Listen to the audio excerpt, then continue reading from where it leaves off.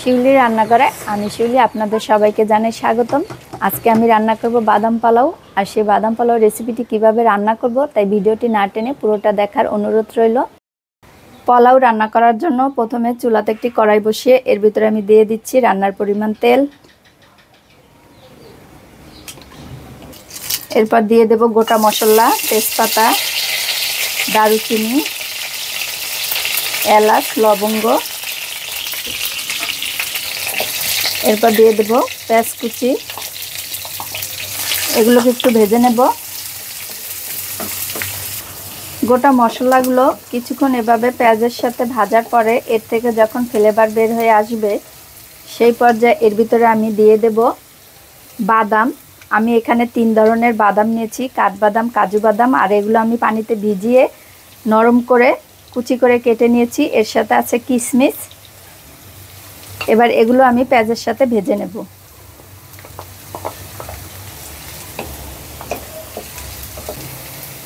পেঁয়াজ, বাদাম, কিশমিশ এগুলো ভাজা হয়ে গেছে। এরপর এর ভিতরে দিয়ে দেব আমি পোলাও চাল।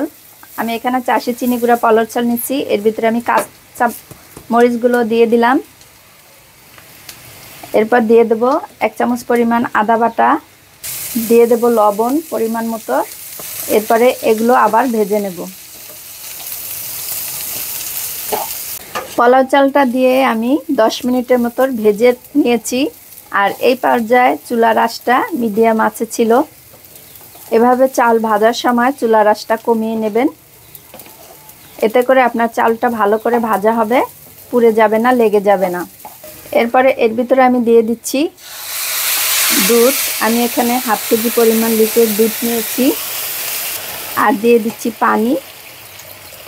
আমি এখানে 1 কেজি পরিমাণ চাল নিয়েছি, এর সাথে আমি 2 লিটার পরিমাণ পানি আর দুধ অ্যাড করেছি। এরপর এটা ঢাকনা দিয়ে রান্না করব, চুলার আঁচটা বাড়িয়ে দেব।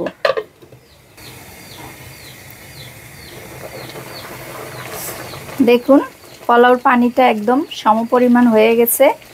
এই পর্যায়ে আমি চুলার আঁচটা কমিয়ে দেব, একদম লো করে দিয়ে ঢাকনা দিয়ে ঢেকে একদম পুরোপুরি রান্না করে নেব। এই যে দেখুন পানিটা কিন্তু একদম শুকিয়ে গেছে। আর এই পর্যায়ে এটাকে এভাবে চারিদিক থেকে উঁচু করে দেব। দেখবেন পোলাওটা একদম সেই রকম জুড়ো জুড়ো হবে। আর এই বাদাম পোলাওটা খেতে যে এত টেস্ট তা না খেলে বুঝবেন না।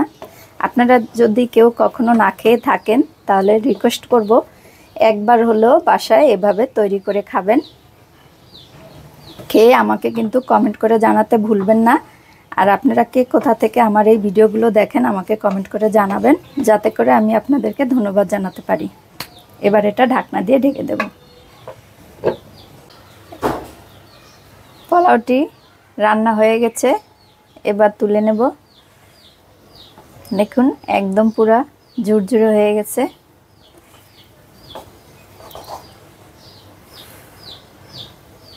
মাশাআল্লাহ পোলাওটা অনেক সুন্দর হয়েছে। দেখুন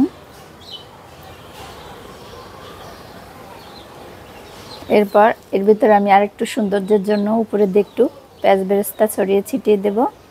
আর আজকের এই রেসিপিটি ভালো লাগলে অবশ্যই লাইক, কমেন্ট ও শেয়ার করবেন।